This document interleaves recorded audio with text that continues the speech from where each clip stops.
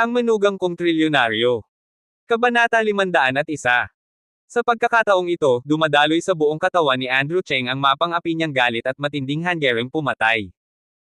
Sa sobrang tindi ng damdamin, para siyang nababalot ng apoy habang papalapit kina Alfred Shui at Felix Dao, isang tunay na mamamatay tao.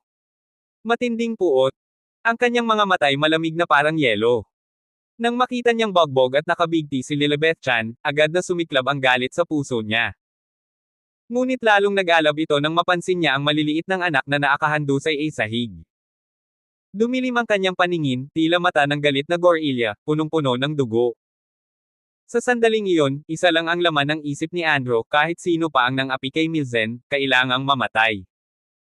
Maging kamag-anak pa ng emperador o haligi ng pinakamakapangyarihang puwersa, hahabulin niya ito hanggang dulo ng mundo. Dahil ang batang iyon ang buhay niya, ang kanyang bituin sa gitna ng dilim. At ngayon, iyon ay nilapastangan. Ang malamig na enerhiya ng pagpatay ay ramdam ng mga naruroon, kabilang sina Oliver Lee, Maurice Lee, at Jerry Zhong, na bumaba mula sa sasakyang nasa likuran ni Andrew. Si Oliver ang pinaka-nakaramdam ng matinding puot. Matagal na silang magkakilala ni Andrew, ngunit ngayon lang niya nasaksihan ang ganitong klaseng galit at kagustuhang pumatay. Malaking problema ito. Agad niyang dinukot ang kanyang pribadong telepono at tumawag sa isang grupo ng mga tauhan na naka-standby. Pagkarinig nila sa tawag ni Oliver, agad silang nagmadaling lumabas mula sa iba't ibang hotel at bahay-pahingahan sa Luofeng Town. 12-dosenang itim na SUV ang humahagibi sa gitna ng kulog at buhos ng ulan. Oo, sa mga oras ding iyon, biglang bumuhos ang pinakamalakas na ulan sa kasaysayan ng Luofeng Town. Maging ang mga lokal ay napatingala sa takot at pagkamangha. Grabe, parang galit ng Dragon King ang kidlat na yan, usap-usapan nila. Sa mga panauhin ng Underground Chamber of Commerce na naka-check-in sa Yingfeng Restaurant o naglalagi sa mga casino at leisure clubs, lahat sila'y napatitig sa ulan mula sa kanilang mga bintana. May kakaiba silang naramdaman, ang bagyong iyon ay tila may dalang pagpatay. Sa isang sulok, si Nathan Xiong ay nakatayo sa harap ng bintana, pinagmamasdan ang ulan. Naiinis siya. Tinawagan niya si Felix Dao, pero walang sagot. May problema ba? Samantala, sa isang pribadong tea restaurant, sina Arnold Huang, pangulo ng pinakamalakas na puwersa sa Jiangnan District, at si Yuki Zin ng Beauty Palace ay masayang nag-uusap. Pero nang dumagundong ang kulog at bumuhos ang ulan, agad silang napatigil. Tumayo si Arnold, tinungo ang bintana, at bamulong, may kakaiba akong nararamdaman. Tumango si Yuki, ang matalino at magandang babae. May komplikadong tingin sa kanyang mga mata. Parang may nagalit sa Dragon King. Ngayon lang ako nakakita ng ganito kalakas na ulan. Napabuntong hininga siya, parang barado ang dibdib. Ngumiti si Arnold at nagsabing, sino man iyon, mukhang pabor pa rin sa atin ang lagay ng panahon. Tungkol sa panukala mo, tatanggapin ko. Tumaas ang kilay ni Yuki at ngumiti, kung ganon, sana'y maging matagumpay ang partnership nating dalawa. Basta ang Underground Chamber of Commerce natin ngayon ang magtagumpay, mapapaatin ang Jiangnan District. Sina Morando at Nathan Xiong, lalamunan natin sila. Ang ulan na to, para sa tagumpay ni Arnold. Tumawa si Arnold sa kay-abangan. Mabuti. Isang paunang selebrasyon para sa akin. Muli siyang tumingin sa labas ng bintana. Sa Fangzhou Pavilion, si Cindy Fang ay nakatayo rin sa harap ng bintana. Hindi siya mapakali. Bihira siyang magkamali sa kutob, at sa pagkakataong ito, masama ang kanyang pakiramdam. Mahigit 10 taon na niyang pinakikinggan ang pintig ng panganib. Biglang bumukas ang pinto sa likod niya. Pumasok ang kapatid niyang si Norman Fang, may ngising parang may alam. Ate, nahanap ko na. Si Ginoong Cheng ay nasa Yingfeng Restaurant. Pero 2 oras at kalahati na ang nakaraan, nawala si Milzen at si Lilibeth Chan. Malamang, tinangay sila. Boom! Lumingon si Cindy at pinalo ang mesa. May malamig na ngiti sa kanyang labi. Magaling. Kahit sino pa ang dumampot, magpadala ka ng tao. Gusto kong malaman ni Andrew Cheng na sa Luofeng Town, kami ang may huling salita. Oo. Tumango si Norman at lalabas na sana ng biglang. Sandali, sabi ni Cindy. Si Miss Riza, huwag munang galawin. Tiposan muna natin to, at saka natin kunin si Carlos Lo. Tayong dalawa ang haharap sa kanya pagkatapos. Kunot ang noo niya. Dahil kay Andrew, nawalan ng tiwala si Miss Rizzo sa kanya. At hindi niya hahayaan mawala ang oportunidad na 6 na taon niyang hinintay. Kahit sino pa ang hamarang sa kanya, alisin. Samantala, bumalik tayo kina Andrew. Kita ng lahat kung paanong papalapit siya kina Felix Daw at Alfred Shui. Hindi siya kilala ni Alfred, ngunit ramdam niyang hindi karaniwang tao ito. Si Felix ay ngumiti ng may panunuya. Nilagay niya ang mga kamay sa bulsa, humipwisel, at malamig na nagsabi, di ko inakalang aabot ka pa rito. May ibubuge ka rin pala. Ngunit ngayon, nakatayo na si Andrew sa harap nila. Tiningnan niya si Lilibeth Chan na nasa likod nila, at ang mga butil ng bigas sa malamig na semento. Galit na sinabi, kayo, nararapat mamatay. Narinig ni Felix iyon, nagkunwaring takot, at tinapik ang balikat ni Alfred. Ayusin mo to. Dagdagan mo ng 100,000. Pagkatapos ay umalis sa gilid at nanood. Tumango si Alfred Shui, tinanggal ang bakal na kawit sa dingding, at sumigaw sa kasamahan, kuya, negosyo tayo, 100,000. Ang panganay ay may hawak na malaking martilyo at ngumisi, papunta na ako. Mabilis na lumapit sina Oliver Lee at Jerry Zong kasama ang ilang tauhan, ngunit pinigil sila ni Andrew. Taas kilay, pulang-pula ang mata, kumuyam siya ng kamao. Ako ang gagawa nito. Mr. Cheng? Gustong magsalita ni Oliver, pero sa isang iglap, humarurot si Andrew Cheng. Sumugod ang malaking lalaking may martilyo, tila papalapit ang kamatayan. Ngunit hindi niya inaasahan ang bilis ng kalaban. Pak! Biglang umiwas si Andrew, dinakma ang mga kamao, at boom! Isang suntok na puno ng puot ang damapo sa mukha ng ikaapat. Nabali ang ilong, tumalsik ang ngipin. Ha! Sumugod muli ang lalaki, galit na galit. Pero isang sipa lang mula kay Andrew, boom! Tumilapon siya, sumalpok sa pader. Klang! Nahulog ang martilyo. Pakiramdam niya'y nabali ang kanyang mga tadyang. Arg! Lumuhad siya sa lupa, duguan, hingal. Habang si Andrew ay dahan-daang dinampot ang martilyo na kanina'y hawak niya. Kabanata 502. Boom! Nayanig ang lupa. Binitiwan ni Andrew Cheng ang maruming martilyo sa kanyang kamay. Sa tabi niya, ang ikaapat na matanda ay nakamulat ang mga mata, bumagsak sa lupa, patay na. Nagitla sina Alfred Shui at Felix Daw sa nasaksihan. Kahit ang panganay sa kanila ay hindi niya kalaban. Ang lalaking ito, hindi siya basta-bastang tao. Oliver Lee, anong klaseng mayamang tao ba talaga ang nakilala mo? Napakunot noo si Felix, napatingin sa walang buhay na katawan ng ikaapat na matanda, at sumigaw kay Alfred.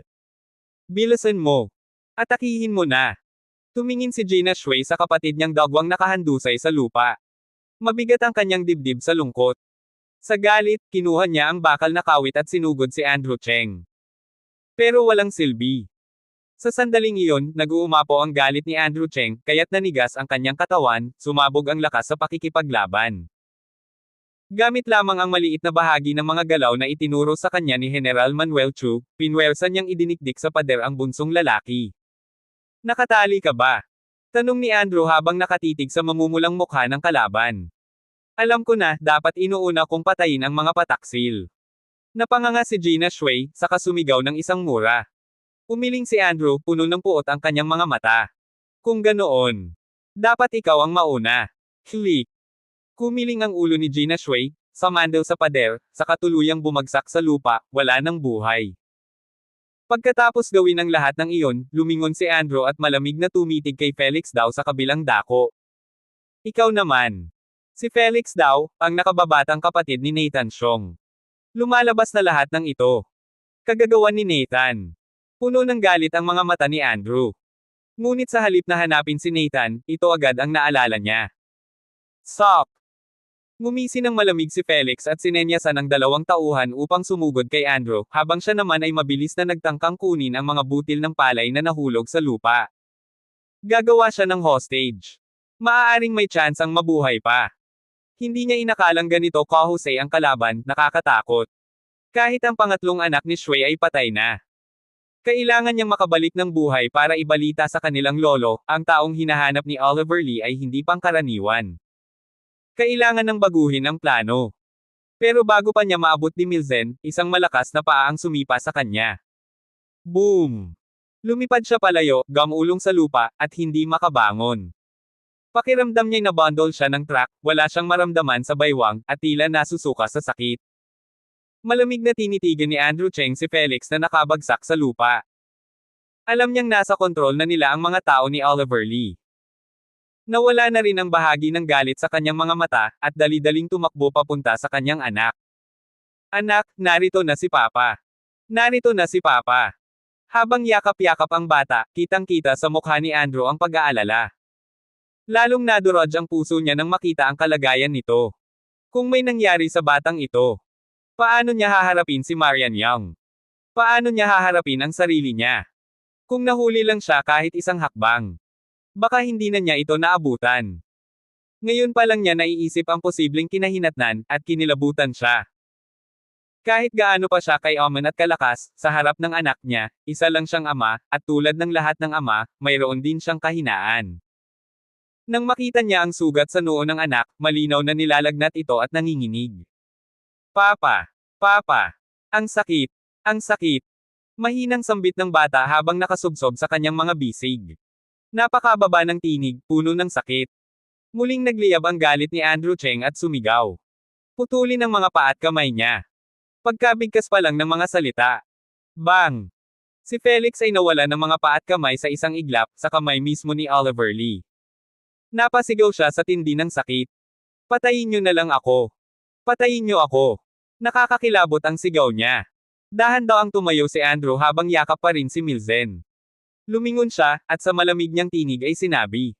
Hindi kita papatayin ngayon. Gusto kong makita mong sarili mong mga mata, kung paanong wawasakin ko si Nathan Xiong. Ngunit ngumisi si Felix kahit nanginginig sa sakit. Haha! Akala mo ba kayang-kaya mo ang kapatid ko? Hindi mo alam kung anong klaseng tao si Nathan. Kapag namatay ako, tiyak na gagantay siya. Tapos ka na. Si Oliver Lee rin, tapos na. Nanlilisik ang mata ni Andrew, malamig na sinabi. Dalhin na siya. Inabot niya ang anak kay Jerry Zong at inutusan. Dalhin mo siya kay Boss Zong. Magpadala ka ng tao sa ospital at siguraduhing may mag-aalaga. Tumango si Jerry Zong. Samantala, ibinaba na rin si Lilibeth Chan. Mahina siyang lumapit sa bangkay ng ikaapat na matanda, saka biglang tinadyakan ito sa pagitan ng mga hita. Pagkatapos ay nanlabo ang paningin niya at nawala ng malay.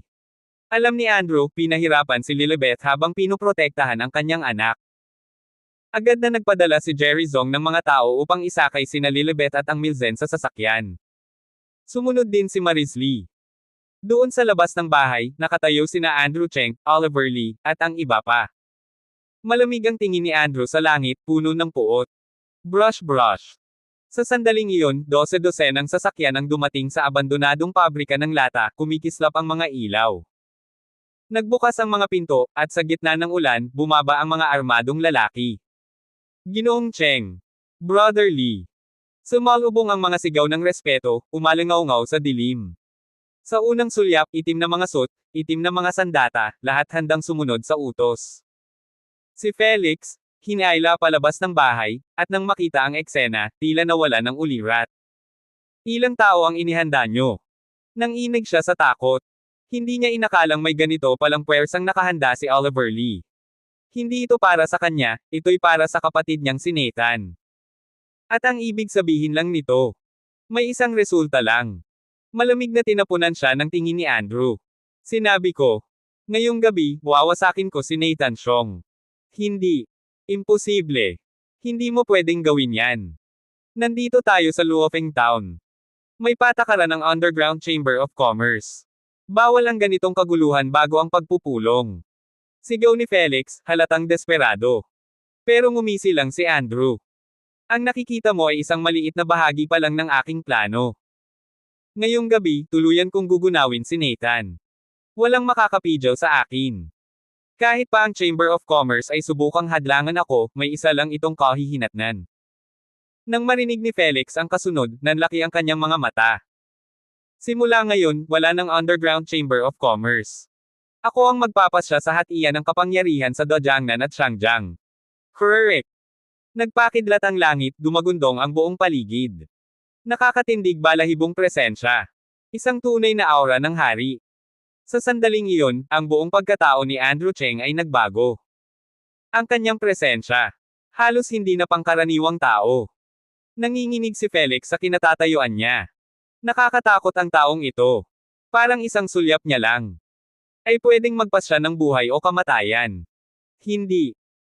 Kung gagawin mo yan, lahat ng underground chamber, at ang mga puwersa sa Jinling, Kyoto, at Dojangnan ay magsasama-sama para tapusin ka. Hiyaw ni Felix, pilit nilalakas ang loob. Pero sa tenga ni Andrew, wala na iyong halaga. Desidido na siya. Hinaila si Felix papunta sa ulan at isinakay sa sasakyan habang patuloy pa rin siyang nagsisisigaw. Wala nang makikinig. Tumayo si Andrew sa harap ng bahay, sa ilalim ng ulan. Nakatayo si Oliver Lee sa tabi niya, marunong magbigay galang. Tumingin si Andrew sa kanya. Ng mga tauhan, saka sumigaw. Lusob na. Kabanata 503. Parang may nagbabadyang lagim sa paligid, lalo na ngayong maulan at madilim ang gabi. Ang hangin ay tila may dalang kamatayan. Ngayon na. Iisa lang ang utos, pero agad nagsigawan ang makina ng mga sasakyan. Sabay-sabay na sinara ang mga pinto at nagsipasukan ang mga tauhan. Sumakay na rin sina Andrew Cheng at Oliver Lee. Agad na umusad ang convoy. Ilang saglit lang, 12-dosenang itim na van ang sumunod sa Land Rover, paalis mula sa lumang pabrika ng lata, papunta sa Yingfeng Restaurant sa Luofeng Town. Madilim at nakakakilabot ang langit, tila sisubog sa lakas ng kulog at hangin. Habang bumubuhos ang malakas na ulan, walang pakialam ang mga sasakyan sa baha, tuloy-tuloy sa kanilang direksyon. Sa kabilang banda, umabot na rin ang bagyo sa Luofeng Town at sa Yingfeng Restaurant. Samantala, sa isang mamahaling maliit na bakuran sa Xicheng, Dojangnan District. Pa! Isang matinding kidlat ang lumitaw sa dilim, agad na nagliwanag ang buong bakuran. Ito ang kuta ni Nathan Xiong sa Dojangnan District, dito rin siya naninirahan. Sa gitna ng buhos ng ulan, ramdam ang tensyon sa buong bakuran. Ang bahay ni Nathan ay isang lumang bahay na may tradisyong Chino, mga anti-gong brick at tile. May mga gazebo, pavilion, at mga landscaping na halatang mamahalin. Dalawang lalaking may hawak na payong ang mabilis na pumasok sa bahay. Plop! Inihagis nila ang mga payong sa tabi ng pinto. Basang-basa ang dalawa at kapansin-pansing balisa. Gising pa ba si Madam? Sigaw ng isa. Tumango ang Katie walang sinolitay. Kakatulog lang niya. Ang bilis nyo ah. Nagkatinginan ang dalawang lalaki. Pakiusap, Katie wala, sabihin nyo sa Madam, may malaking problema. Tumigil sandali ang Katie wala. Problema ba ito? Alam nyo naman na may sakit sa ulo si Madam. Bago umalis si Master, sinabi niyang huwag guluhin kung di naman grabe. Malaki ito. Napakalaki. Giit ng isa, kung hindi nyo kami tutulungan, papasok na kami. Susugod na sana siya nang pigilan siya ng Katie wala. Hoy! Sa silid tulugan pa talaga. Maghintay kayo rito. Ako na ang bahala. Pasensya na po. Sana po'y magmadali kayo. Mataray na tumingin ang Katie wala at saka umakyat. 5 minuto ang lumipas. Halos magpalit ng balat sa kaba ang dalawang lalaki. Ano bang nangyayari? Anong oras na, bakit kayo narito? Biglang bumungad ang malamig at matigas na tinig ng isang babae mula sa hagdan.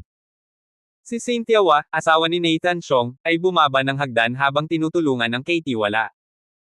Siya rin ang partner ni Baron Lau, isa sa pinakamakapangyarihang tao sa Jiangnan District, isang babaeng hindi dapat paglaruan. Kahit nasa edad 40, hindi maikakailang maganda pa rin siya. Suot ang mamahaling fur, umupo siya sa sofa na may bitbit na pagod. Madalas siyang sumasakit ang ulo nitong mga araw. Madam, may problema po. Sinarado na po ang maraming negosyo natin. Sigaw ng isa. Hinawakan ni Cynthia ang kanyang noo. Anong mga negosyo? Hindi ba't sinabi kong bantayan ninyo ang lahat? May galit na sa tono niya. Ang mga foot spa, KTV, at billiard hall sa Xicheng, at 3 bar sa Baikeng, lahat po sinara, mga 10 minuto na ang nakalilipas. Napabalikwas si Cynthia. Ano? Yan pa naman ang pinakakumikitang negosyo natin. Hindi po namin alam kung bakit, Madam. Bigla na lang sinara ang lahat. Napatigil si Cynthia. Hindi ito normal. Bago umalis si Nathan, tiniyak niyang ayos ang lahat. Siyam na negosyo. Malaking kawalan to. 10-10 milyon. Tatawagan ko si Brother Hai. Kinuha niya ang telepono at agad na tinawagan si Hai. Pagkasagot nito, ngumiti siya kahit may tensyon, Brother Hai, bakit sinara ang mga negosyo namin? Kaibigan naman kayo ng asawa ko. Sana man lang nagbigay kayo ng babala. May lamig at singil sa kanyang tono. Madam, kailangan pa ba naming magpaalam sa inyo? Sagot ni Hai, malamig ang boses. Nagbago ang anyo ni Cynthia. May tinatago si Hai. Brother Hai, sino ang nag-utos nito? Tumahimik si Hai. Madam, hindi ko kayo tinatalikuran, pero ngayong gabi. Hindi na kayang itago ng asawa nyo ang ginawa niya. May mga taong hindi niya dapat kinantay sa Luofeng Town. Ako mismo, inutusan. Wala akong magawa. Luofeng Town. Nagpanik si Cynthia. Bigla. Tak. Tak. Yabag sa labas. Pak. Kidlat. Tumama sa isang puno ng sampagita, nagliyab. Sa kabila ng gulat, dumiretso ang mga tao papasok. Madam. Nahuli ang mga kapatid natin sa Shicheng. May bahid pa ng dugo ang suot nila. Anong nangyari? Tanong ni Cynthia. Sobrang dami po ng kalaban. Marami tayong casualties. Nahuli rin si Brother Bailey. Hindi pa nila naranasan ang ganitong kaguluhan, sobrang organisado at malulupit ang kalaban. Maya-maya pa, Madam. Napapalibutan na ang mga tao natin sa Iron Sand. Wala na po ang mga tao natin sa Hokkaido. Pati sa Nansha Factory, bagsak na po. Sunod-sunod ang masamang balita. Gulong. Malakas na kulog ang nagliwanag sa paligid, kitang-kita ang mapatla at galit na mukha ni Cynthia. Sino ang may kagagawan nito? Hindi ba sila natatakot? Galit na galit siya. Tawagan agad ang asawa ko. Hindi na ito biro. Tatakbo na sana ang Katie wala nang. Boom! Sinipa siya pabalik, bumagsak sa paanan ni Cynthia. Pasensya na, malamig ang boses ng bagong dating. Sabi ni G. Cheng, wala nang aalis ngayong gabi. Isang lalaki ang sumugod, sinundan ng buong pangkat. Miguel Bay at ang kanyang mga tauhan, nakapaligid na sa buong bakuran ni Nathan Chong. Samantala, sa Yingfeng Restaurant sa Luofeng Town. 12-12 itim na van ang huminto sa labas. Kaka! Kaka! Sunod-sunod na bumukas ang mga pinto. Sabay-sabay na bumaba ang mga tauhan. Bumaba si Oliver Lee, may bitbit na payong, at binati si Andrew Cheng. Pak! Bumaba si Andrew sa sasakyan, lumapat ang sapatos sa baha. Nathan Chong, nandito na ako. Kabanata 504.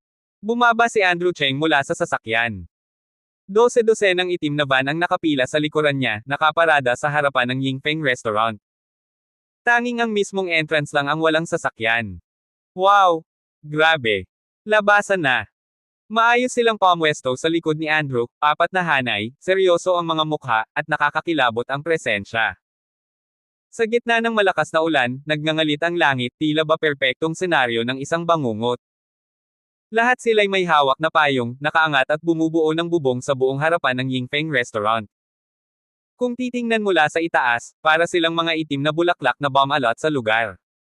Parang mga aninong patay na handang makipaglaban sa ulan. Ang mga payong ay nakaharang sa harapan, kita lang ang malalapad nilang ibabaw. Ang patak ng ulan ay humahampas sa mga ito, lumilikha ng tunog na parang sunod-sunod na pag-pop ng mani. Sa harap ng maliwanag na fasad ng Yingfeng Restaurant, para itong parada ng kamatayan. Malamig. Nakakatindig balahibo.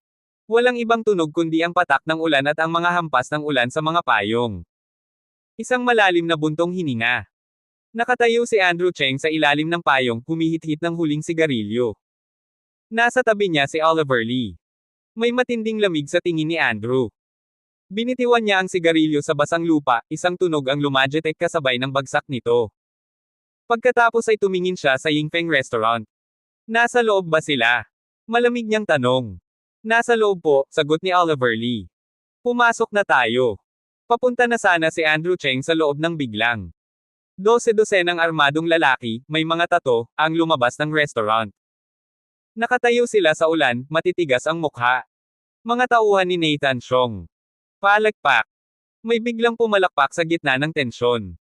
Lumabas si Nathan Chong, nakamamahaling mink coat, may hawak na sigarilyo, at may kasamang magandang babae.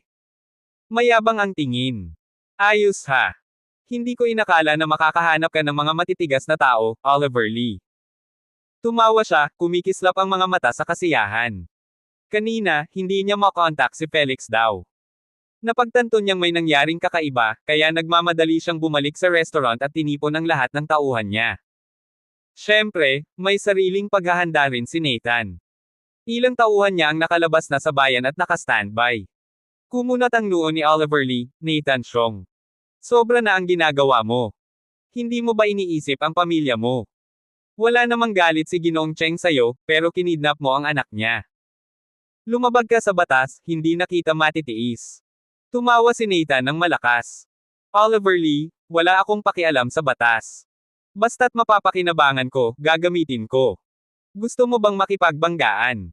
Tiningnan niya ang paligid, puno ng kay-abangan sa mata. Para sa kanya, maliit lang ang nangyari. Sino ba si Andrew Cheng?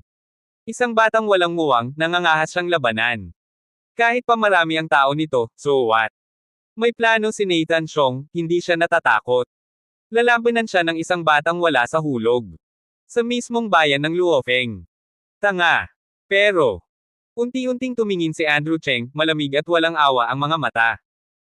Tiningnan niya si Nathan Siong, hindi ako pumunta rito para makipag-usap. Nagulat si Nathan, anong gusto mong mangyari? Tahimik si Andrew sandali, tapos biglang bumalot ang tensyon sa katawan niya. Gusto kong mamatay ka. Pak! Isang kidlat ang gumuhit sa langit, sininagan ang buong harapan ng Yingpeng Restaurant. Ang lahat ng tauhan ni Nathan, pati mga tao sa loob ng restaurant, napatingin sa labas sa likod ng kurtina ng ulan. Lahat ay nakaramdam ng kilabot sa narinig at nakita. Ang bigat ng presensya ni Andrew. Ang tensyon. Ang intensyon.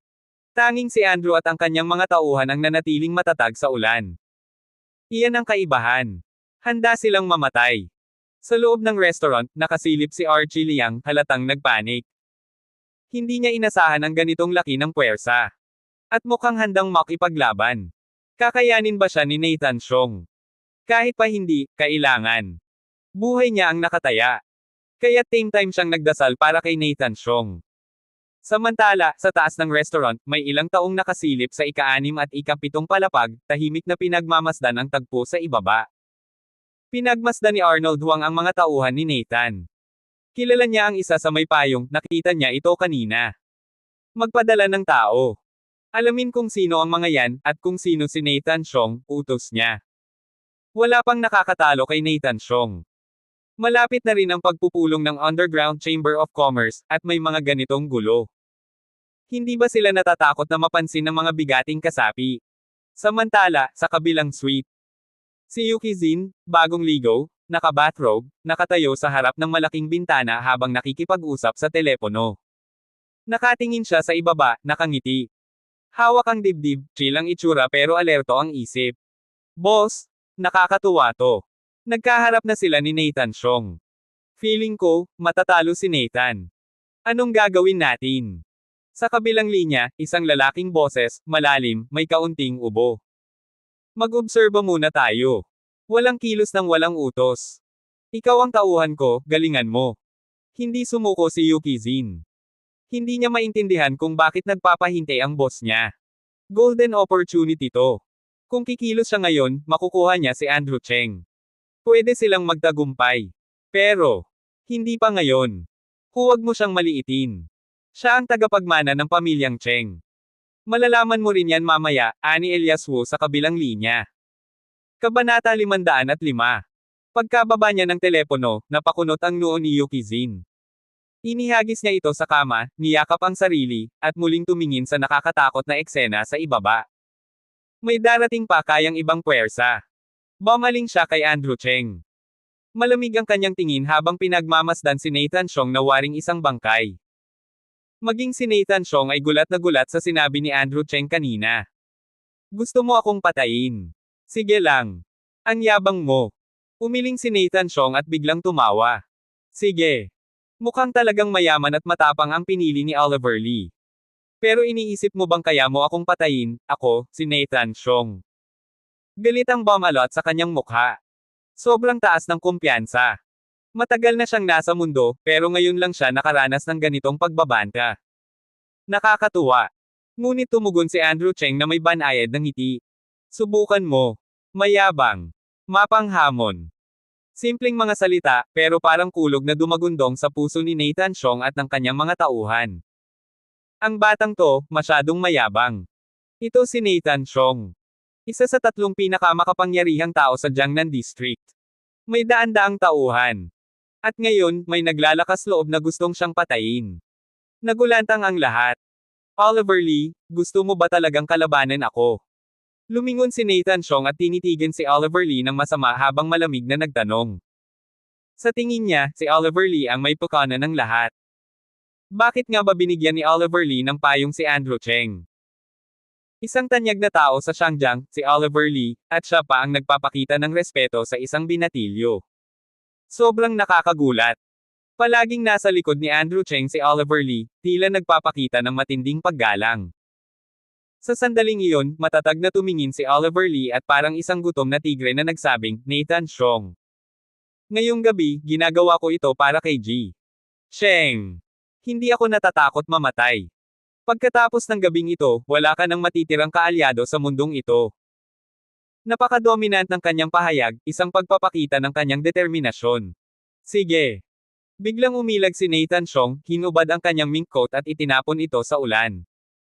Sumenyas siya sa kanyang mga tauhan at galit na sigaw, may gustong sumire sa Zengren ko. Papayag ba kayo? Hindi kami papayag. Sabay-sabay ang sigaw ng kanyang mga tauhan, malalakas at matitigas. Ngunit, patayin! Patayin! Patayin!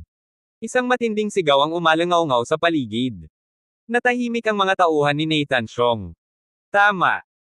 Ang mga tauhan ni Andrew Cheng, nakaitim na suit at armado, ay sabay-sabay na sumigaw, tila sisirain nila ang langit mismo. Parang madidilim na ulap na sasakop sa buong lungsod. Kinabahan si Nathan Chong at ang kanyang mga tauhan. Matindi ang presensya ng kalaban. Sa sandaling iyon, tumunog ang telepono. Napakunot ang noo ni Nathan Chong, nanggagaling ang tawag sa kanyang bulsa. Ngumiti si Andrew Cheng. Sagutin mo na. Baka yan na ang huli mong tawag. Mas lalong lumalim ang pagkakunot ng noo ni Nathan Chong. Hindi niya moari ang ibig sabihin ni Andrew. Sinagot niya ang tawag. Ano? Bakit ka tumatawag ngayon? Hindi mo ba alam na busy ako? Galit na galit siya, tila isang bar aisles ng pulbere na handang sumabog anumang oras. Chong, Lolo, may nangyari sa bahay. Nauutol ang boses ng tauhan sa kabilang linya. Si Ginang. Wah! Muling kumunot ang noo ni Nathan Chong, puno ng pagdududa ang mukha. Tumingin siya kay Andrew Cheng. Siya ba ito? Haha, Lolo, matagal na kitang hindi nakita. Ligtas si Ginang. Wa ngayon. Biglang nagbago ang boses sa kabilang linya, isang magaspang na tinig. Narinig ito ni Nathan Chong at galit na sumigaw, Miguel Bay. Nangahas kang sakta ng asawa ko. Sisirain kita. Anong nangyayari? Bakit nandoon si Miguel Bay? Mabilis niyang inalala ang mga posibleng dahilan, at muling tumingin kina Andrew Cheng at Oliver Lee. Kayong dalawa ba ang may pukana nito? Maingat ngunit malamig na sagot ni Andrew Cheng, hindi ako pumapasok sa laban ng hindi handa. Nathan Chong, ngayon ang araw ng kamatayan mo. Lalong pumangit ang mukha ni Nathan Chong. Mabilis niyang sinabi sa telepono, Miguel Bay, ipakausap mo ang asawa ko. Okay. Sa mismong sandaling ito, napapaligiran na ng mga taong nakaitim ang buong mansyon ni Nathan Chong. Sa loob ng bulwagan, iniabot ni Miguel Bay ang telepono kay Cynthia Wa, na nanginginig sa sofa. Madam, ang telepono ng asawa ninyo. Sasagutin ninyo ba? Nanginginig na kinuha ni Cynthia ang telepono at agad na humagulgol. Mahal. May problema na. Lahat ng negosyo natin sinarado, ang mga tauhan natin huli o patay, sugatan ng ilan, wala na tayo, tapos na ang lahat. Gulong. Ang mga salita ni Cynthia Wa ay dumurog sa puso ni Nathan Chong. Kasabay nito, isang malakas na kulog ang kumislap sa langit, iniilawan ng mapatlan niyang mukha. Malamig. Nakakatakot. Yumiiting ang galit. Si Nathan Chong, na matagal nang namamayani sa Jiangnan, ay ngayon lang nakaranas ng ganitong pagkatalo. Wala pang nangahas na sirain ang lahat ng meron siya. Pero ngayon, nangyari na. Ikaw ba? Galit na galit ang kanyang mukha habang naglalagablab ang mga mata. Tinitigan niya si Andrew Cheng. Oo, ako nga. Malamig na umalangaw-ngaw ang tinig ni Andrew sa buong paligid.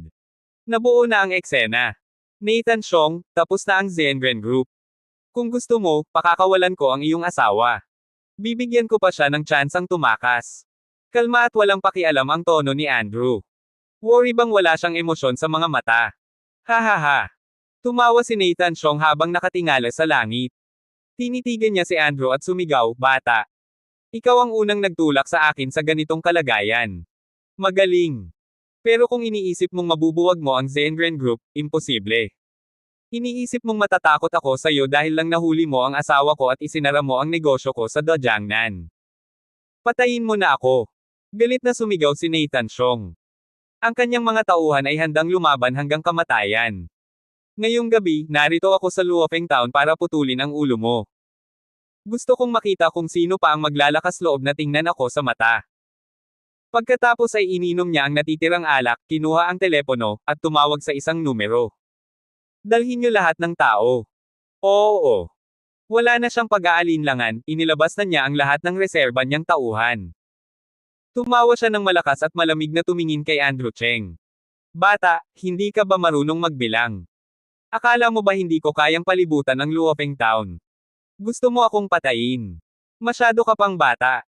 Ngunit bahagya lamang umiling si Andrew Cheng. Makaraan ng 5 minuto, sunod-sunod na grupo ng mga armadong kalalakihan ang dumating mula sa iba't ibang direksyon patungong Yingpeng Restaurant. Nang makita ito, ngumisi si Nathan Chong. Narito na ang mga tauhan niya. At mas marami sila kaysa sa mga tao ni Andrew Cheng. Abangan ang mga susunod pang kabanata ng Ang Manugang Kong Trilyonaryo. For more updates, please subscribe to my YouTube channel and don't forget to like and share. Thanks for your support.